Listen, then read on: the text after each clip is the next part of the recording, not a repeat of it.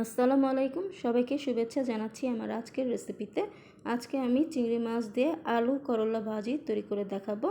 তো করলাটা কিন্তু অনেক হেলদি একটা খাবার, কিন্তু তিতার কারণে আমরা অনেকেই এই করলাটা খেতে চাই না। তো আজকে আমি কিছু টিপস আপনাদের সাথে শেয়ার করব। এই টিপসগুলো ফলো করলে কিন্তু আপনারাও তিতা ছাড়া করলা ভাজিটা করতে পারবেন। আর এই করলা ভাজিটা খেতে কিন্তু অনেক বেশি মজা হয়। করলা ভাজি করার জন্য আমি চুলায় একটা প্যান বসিয়ে দিয়েছি, আর তাতে আমি তেল গরম করে নিয়েছি। তো এখন আমি এর মধ্যে দিয়ে দিচ্ছি হাফ কাপের মতো পেঁয়াজ।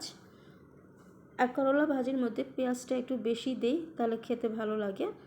তো এর সাথে দিয়ে দিলাম চিংড়ি মাছ, আর এখানে আমি একদম ছোট চিংড়িগুলো দিয়েছি। চিংড়ি মাছের মাথা আর লেজটা ফেলে দিয়েছি, সাথে খোসাটাও ফেলে দিয়েছি, শুধু মাছটা নিয়েছি। আর এখন এর মধ্যে আমি আদা বাটা দিয়েছি হাফ চামচের মতো হলুদ গুঁড়া আর হাফ চামচের মতো মরিচ গুঁড়া দিয়েছি। মশলা একদমই অল্প করে দিতে হবে। আর এর মধ্যে সামান্য একটু পানি দিয়ে এবার মশলাটাকে ভালো করে কিছু সময় কষিয়ে নিব।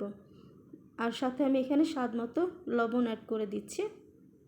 দিয়ে এবার চিংড়ি মাছটাকে মশলাগুলোর সাথে ভালো করে কিছু সময় কষিয়ে নিতে হবে। তো এই যে পর্যায়ে কিন্তু মশলাটা ভালো করে কষানো হয়ে গেছে, মশলাটা থেকে কিন্তু তেল উঠতে শুরু করেছে। তো এই পর্যায়ে আমি করলা আর আলুটাকে দিয়ে দিলাম। আর করলাটাকে আমি একদম পাতলা করে কেটে নিয়েছি, দেশি যে করলা, তো সেই করলাটা নিয়েছি। আর করলার সাথে আমি আলুও নিয়েছি, দেশি আলু নিয়ে একদম চিকন চিকন করে কেটে নিয়েছি। করলাটা যত বেশি পাতলা করে কাটবেন, করলা কিন্তু তত তাড়াতাড়ি সেদ্ধ হয়ে যাবে। যদি একটু করলাটা মোটা করে কাটেন, তাহলে কিন্তু সেই করলাটা সেদ্ধ হতে সময় লাগবে, সেক্ষেত্রে কিন্তু করলাটা তিতা হয়ে যাবে। তো এবার করলা আর আলুটাকে এই চিংড়ি মাছের মশলাটার সাথে ভালো করে একটু নেড়েচেড়ে মিশিয়ে নিচ্ছি। আর নেড়েচেড়ে এটাকে সাথে সাথে একটু ছড়িয়ে দিতে হবে, স্তূপ করে রাখা যাবে না, তাহলে কিন্তু করলাটা তিতা হয়ে যায়।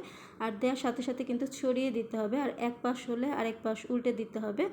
আর করলার মধ্যে কিন্তু আমি এখন কোনো পানি দিব না, যে মশলাটা কষিয়ে নিয়েছি, তো এই থেকে কিন্তু আমার করলাটা সেদ্ধ হয়ে যাবে। তো এই পর্যায়ে আমি কয়েকটি কাঁচামরিচ অ্যাড করে দিচ্ছি। আর কাঁচামরিচটা আপনারা যতটুকু ঝাল খাবেন তো সেই অনুপাতে অ্যাড করে দিবেন। আর করলাটা যখন আপনারা কাটবেন, তো কেটে কিন্তু সঙ্গে সঙ্গে পানিতে ভিজিয়ে রাখবেন না।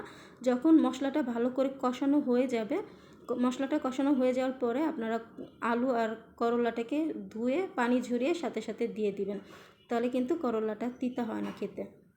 আর করলা ভাজিটা করার সময় কিন্তু একবারও ঢেকে দেওয়া যাবে না। আর করলাটা কিন্তু খুব বেশি সময় কিন্তু ভাজা যাবে না, ভাজা করলে কিন্তু করলার কালারটা চেঞ্জ হয়ে যায়। তো সেক্ষেত্রে কিন্তু একটা কালারটা ফ্যাকাশে হয়ে যায়, খেতে কিন্তু ভালো লাগে না। তো করলার কালারটা যেন অক্ষুণ্ণ থাকে, তো সেদিকে খেয়াল রাখবেন। তো এই যে ক্ষেত্রে কিন্তু আমার করলা ভাজিটা হয়ে গেছে।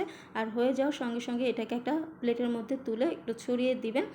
আর যদি এই করলাটাকে কড়ার মধ্যে চুলা অফ করে রেখে দেন, তাহলে কিন্তু সেক্ষেত্রে তিতা হয়ে যাওয়ার সম্ভাবনা থাকে। এই টিপসগুলো ফলো করে তিতা ছাড়া করলা রান্না করতে পারবেন, আর খেয়েও কিন্তু অনেক বেশি মজা পাবেন।